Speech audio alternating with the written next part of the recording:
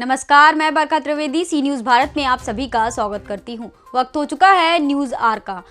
खबर बुलंदशहर से है, जहां बढ़ती हुई कड़कड़ाती ठंड को लेकर खुर्जा के रैन बसेरा में जिला प्रशासन की तैयारियों का सी न्यूज भारत ने जायजा लिया। ऐसे में बढ़ती ठंड से लोगों की रोजी रोटी पर कितना असर पड़ रहा है और बेसहारा लोगों के लिए खुर्जा के मुख्य चौराहों पर नगर पालिका की क्या है तैयारी, देखिए हमारी इस खास रिपोर्ट में। जैसे सर्दी बढ़ती चली जाती है, कड़ाके आप जानते हैं कड़ाके की सर्दी पड़ रही है। इसी बीच इस समय हम मौजूद है जनपद बुलंदशहर के खुर्जा में, और यहाँ पे मैं अपने सहयोगी से कहूँगा एक बार दिखाने का प्रयास करें। ये खुर्जा का जो आश्रय गृह है वो है, हम जानने का प्रयास करेंगे। जिस तरीके से बताया जा रहा है यहाँ पर जो लाइट है वो लाइट की व्यवस्था जो है काट दी गई है, तो हम जानने का प्रयास करेंगे कि क्यों लाइट काट दी गई है, क्या कमी रही।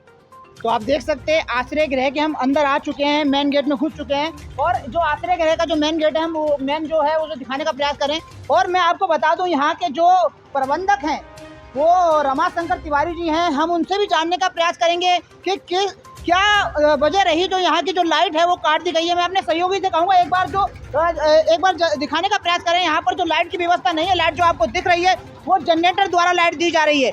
यहाँ पर जो शहर में लाइट है, लेकिन लाइट होने के बावजूद भी जनरेटर चलाया जा रहा है, क्योंकि यहाँ की जो लाइट है वो काट दी गई है। और क्या कमी, हम आपको हर चीज़ दिखाने का प्रयास करेंगे। ग्राउंड जीरो की रिपोर्टिंग हम हमेशा आपको दिखाते रहते हैं, हम दिखाने का प्रयास करेंगे कि इसमें क्या क्या कमी है, क्या है नहीं। अब हम जो है आश्रय गृह के अंदर जा रहे हैं और ये जानने का प्रयास करेंगे इसके अंदर क्या क्या कमियां हैं, और यहाँ के जो प्रबंधक हैं उनसे भी बात करने का प्रयास करेंगे, आपको रूबरू कराएंगे। आप बने रहिए सी न्यूज़ भारत में।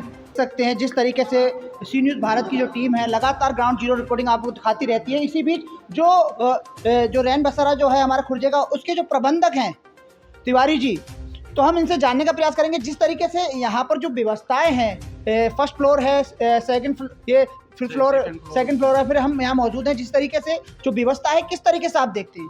भैया ऐसा है कि ये 3 फ्लोर में बनाया गया है। ग्राउंड फ्लोर पे एक स्टाफ रिसेप्शन है जहाँ पे लोगों की एंट्री होती है, उसके आगे किचन की व्यवस्था की गई है, और नीचे ग्राउंड फ्लोर पे वृद्ध और विकलांग के लिए व्यवस्था की गई है। 2 कमरों में 4 बेड लगाए गए हैं, जो मरीज टाइप के हैं या गरीब वृद्ध हैं, विकलांग है, जो सीढ़ी चढ़ के ऊपर नहीं आ सकते, तो उनके लिए ग्राउंड फ्लोर पे व्यवस्था की। सेकंड फ्लोर पे महिलाओं के लिए व्यवस्था की, जिसमें 13 बेड लगे हुए हैं। जो महिला हैं, सिंगल महिला हैं या महिलाओं की टीम है, तो केवल महिलाओं के लिए है, महिला की व्यवस्था की गई है। और सेकंड फ्लोर पे 2 रूम 4 बेड के साथ फैमिली के लिए, कोई परिवार के साथ ट्रैवल कर रहा है, यात्रा कर रहा है या रुकना चाह रहा है, तो उनके लिए बगल में 4 बेडों का 2 फैमिली रूम अलग अलग कमरों में बनाया गया है।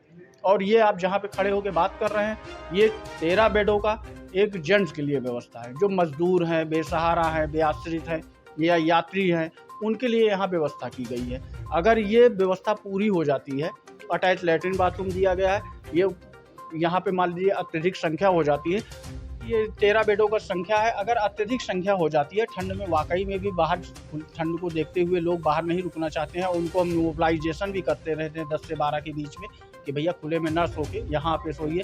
तो अगर अत्यधिक संख्या हो जाती है तो 10 बेडों का एक अलग भी हॉल बनाया गया है, जहाँ हम उनको व्यवस्था देते हैं। जिस तरीके से यहाँ पर जो लोग आते हैं तो उनके खाने पीने की जो व्यवस्था है वो किस तरीके से रखी जाती है? खाने पीने, और क्या खाने पीने का कोई शुल्क लिया जाता है? नहीं, खाने पीने का कोई शुल्क नहीं लिया जाता। लेकिन अगर यदि कोई मुसाफिर या यात्री है जो सक्षम है, जो अपना पे कर सकता है, वो केवल रात्रि विश्राम के पर्पज से आया है और भोजन नहीं किया है, तो वो अगर शुल्क देने के योग्य है तो उससे 40 से 50 रुपये प्रति थाली का शुल्क लिया जाता है। अन्यथा और जो गरीब बेसहारा मजदूर टाइप के हैं, उनको अगर हर व्यक्ति की एंट्री करते समय ही उनसे पूछ लिया जाता है कि आपने भोजन किया या नहीं किया। अगर वो भोजन करने का इच्छुक है तो उसको संस्था द्वारा निःशुल्क भोजन कराया जाता है। और जिस तरीके से यहाँ का जो टॉयलेट है, जो साफ़ सफाई है, वो तो हमें दिख रही है सही है, लेकिन जो टॉयलेट भी साफ़ सफाई है, और जिस तरीके से जैसे यहाँ से लोग आते हैं, कड़कड़ा की ठंड है, और कितने बजे तक एंट्री है? तो 24/7 है। आप रात में 12 बजे भी आ सकते हैं, 2 बजे भी आ सकते हैं, 4 बजे भी वो रजिस्टर में हमारे लोग आए हुए हैं, उनका समय तारीख लिखा हुआ है, आप चेक कर सकते हैं।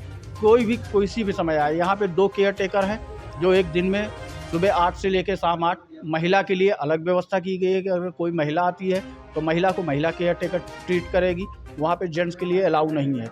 और रात्रि में 8 बजे से सुबह 8 बजे तक एक केयर टेकर अलाउ है, जो कि बैठ के ड्यूटी करता है। कोई भी आ जाए, रात में 12 बजे आ जाए, 2 बजे आ जाए, उनको प्रवेश दिया जाए। जिस तरीके से बताया जा रहा है सरकार के द्वारा जो कोरोना है उसकी दस्तक आ गई है, जी, जी, तो जी। कोरोना को किस तरीके से देख रहे हैं आप? कोरोना को देखते हुए हम 2020 से भी ये क्वारंटीन सेंटर बनाया गया था, तभी से हम गाइडलाइन को फॉलो कर रहे हैं। सैनिटाइज, मास्क, सोशल डिस्टेंसिंग, यहाँ बेहतर साफ सफाई की, ये सारी व्यवस्थाओं को हम ध्यान में रख रहे हैं। अभी भी जब हमें कल से निर्देशित हुआ तब से हम पूरी व्यवस्था में लगे हुए हैं कि साफ सफाई की बेहतर व्यवस्था दी जाए, स्वच्छ जल दिया जाए, सैनिटाइज, मास्क और थर्मामीटर का सारा प्रयोग किया जाए। जो भी आ रहा है उनका अगर किसी तरह की कोई अव्यवस्थित या कोई संदिग्ध मरीज दिखता है तो हमारे पास सामुदायिक चिकित्सा केंद्र से उनसे हमारा टाई अप है, कंसल्ट है, उनका कॉन्टैक्ट नंबर दिया गया, तत्काल वहाँ से उनको वो व्यवस्था सुविधा, इलाज की सुविधा दी जाएगी। जिस तरीके से आपने बताया कोरोना की जो वो देख रेख है आप अच्छी तरीके से कर रहे हैं,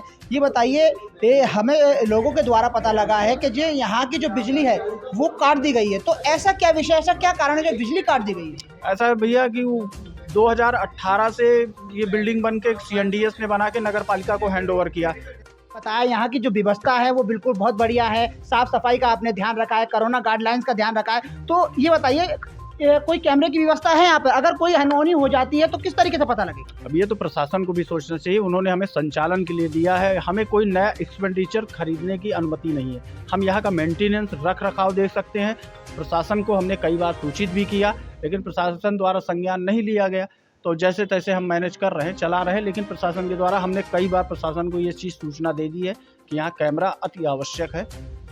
आप देख सकते हैं कहीं ना कहीं जो कैमरा है उसे तीसरी आंख कहा जाता है और हर अनहोनी को वो बता देता है। इसी बीच हमारे साथ में जो खुर्जा रैन बसेरा के जो प्रबंधक हैं रमाशंकर तिवारी जी हमारे साथ मौजूद थे। उनका साफ तौर से ये कहना है कि यहाँ पर जो कोरोना गाइडलाइंस है उसका ध्यान रखा गया है, साफ सफाई है उसका ध्यान रखा गया है, और जो यहाँ पर कोई महिला आ जाती है उसके लिए केयर टेकर जो है वो अलग से है, हर चीज़ का ध्यान रखा गया है। और इसी बीच हम एक जानकारी और लेंगे, जिस तरीके से जो महिला केयर टेकर आपने बताया उन्हें बुलाते हैं, तो अभी तक कोई महिला के आई है यहाँ पर? अभी बिल्कुल, रात में महिलाएं रुकती है और जब महिलाएं रुकती हैं तो उससे पहले वो एंट्री होने से पहले हम अपनी महिला केयर टेकर को सूचना देके उनको बुला लेते हैं। उनको ट्रीट वही करती है, अगर उनकी कोई भी व्यवस्था है भोजन की या उनके पानी की व्यवस्था चाहिए या तो वो उन्हीं के साथ रहती है। नहीं, जिस तरीके से आपने बताया कि जो लाइट है वो लाइट की व्यवस्था जो काट दी गई है, अब ये बताइए आप जनरेटर चला रहे हैं, स्वयं जो है पे कर रहे हैं, जो तेल का जो पैसा है वो आप खुद अपनी जेब से दे रहे हैं, तो कब तक जनरेटर चलेगा? जनरेटर अभी 10-11 बजे तक चलेगा। जब हमारे यहाँ नहीं, 10-11 बजे तक तो चलेगा, आप जनरेटर कब तक चलाएंगे? मतलब महीना, 2 महीना, 4 महीना, कब तक जनरेटर चलेगा? देखिए सर, जब तक हमारी संस्था के अंदर क्षमता है हम 2-4 दिन, 10 दिन तक तो मैनेज कर सकते हैं। अन्यथा अगर बिजली का कोई निस्तारण नहीं हुआ तो हमने नगर पालिका को ये लेटर भी दे रखा है कि हमारी क्षमता नहीं है कि हम चला पाएँ। अगर आपके द्वारा कोई इसका निस्तारण किया जाता है तो ठीक है, अन्यथा हम संस्था यहाँ का आश्रय गृह का संचालन करने में असमर्थ हैं। आप हमें यहाँ से कार्य मुक्त कर सकते हैं। जिस तरीके से आपने बताया जो नगर पालिका के उसके अंडर ये रैन बसेरा है, जो ईओ साहब हैं उनके संज्ञान में आपने ये बात डाली होगी कि लाइट चली गई है, आपने लाइट का जो बिल पे नहीं करा है, तो उन्होंने क्या कहा? अभी तो वो बोले कि इसका चल रहा है, बातचीत चल रही है, निस्तारण हो रहा है, लेकिन कोई विशेष हमें संतुष्टि नहीं मिली। और SDM साहब को भी ये जानकारी है, ADM साहब को भी है, DM साहब तक भी शायद सूचना है, ये हम बता नहीं सकते हैं। लेकिन हमारे जो विभागीय अधिकारी हैं जैसे नगर पालिका और इसका जो शहरी विकास प्राधिकरण डूडा बुलंदशहर है, वहाँ के भी परियोजना अधिकारी को भी ये सूचना है। अब किस में क्या कार्रवाई चल रही है, हम तो कर्मचारी हैं, अपनी तरफ से मैं पूरा प्रयास कर रहा हूँ। 2018 एक साल इसका नगर पालिका ने संचालन किया, उन्होंने भी कभी बिजली का बिल नहीं पे किया, और 2019 में गंगा संस्थान को ये हैंडओवर किया गया, तब से हम लोग चला रहे हैं। हमको ये लगा कि हमको ये जानकारी भी नहीं थी, ना हमें कभी बताया गया, ना कोई बिल आया। हमें ये लगा ये प्रशासनिक व्यय है। बाकी जो हमें 6 लाख का फंड मिलता है उसमें यहाँ का रख रखाव, मेंटेनेंस, कर्मचारियों का वेतन, साफ सफाई, प्रचार प्रसार, लोगों की व्यवस्थाओं को देखना है। बिजली के संबंध में हमें कभी कोई गाइडलाइन या कोई सूचना नहीं दी गई थी, जिसकी वजह से अचानक हमें 3,37,000 का बिल अभी पिछले मंथ के शायद 15-20 दिन के दौरान मुझे बिल प्राप्त हुआ SDO साहब के द्वारा, और उन्होंने ये देते हुए बोला कि आपको 3,37,000 तत्काल पे करना है, अन्यथा आपकी बिजली काट दी जाएगी। और तीसरे दिन उन्होंने बिजली कटवा दी। SDM साहब से बात करने के दौरान उन्होंने किसी तरह करके निवेदन हमने किया तो उन्होंने लाइट जुड़वाई। उसके बाद पुनः लाइट, जब बिजली का बिल नहीं जमा किया गया, नगर पालिका या कुछ इसका निस्तारण नहीं हुआ, तो उन्होंने पुनः बिजली काट दी। तब से हम जनरेटर की 3-4 दिन से हम जनरेटर की व्यवस्था से यहाँ पानी और प्रकाश की व्यवस्था कर रहे हैं। तो जिस तरीके से जो यहाँ पर जो कर्मचारी हैं, कितने लोग हैं यहाँ पे हम 6 लोग हैं। 6 लोग हैं जो सबको देखते हैं। जी, एक हम प्रबंधक हैं जो कि हम हैं, और एक नाइट केयर टेकर हैं, दिन के एक केयर टेकर हैं, एक महिला कर्मचारी है जो नाइट वो केयर टेकर है, महिलाओं को ट्रीट करती है। तो जो महिला है वो रात के समय में नहीं आती हैं क्या? नहीं, रात के समय में नहीं आती तो हैं। रात के समय में अगर कोई महिला आती है रुकने के लिए तो वो कैसे होगा? उनको हम वैकल्पिक रूप में फिर बुलाते हैं, फिर वो आते हैं, वो उनको बुला लिया जाता है, फिर यहीं रहती है, उनकी देख रेख महिला ही करती है।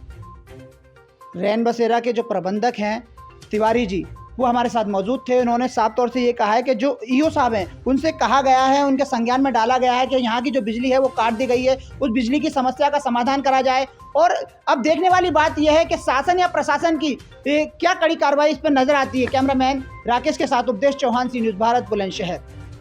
फिलहाल के लिए इस खबर में बस इतना ही। देश दुनिया की तमाम खबरों के लिए देखते रहे सी न्यूज़ भारत। हर खबर आपके साथ, आपके हाथ।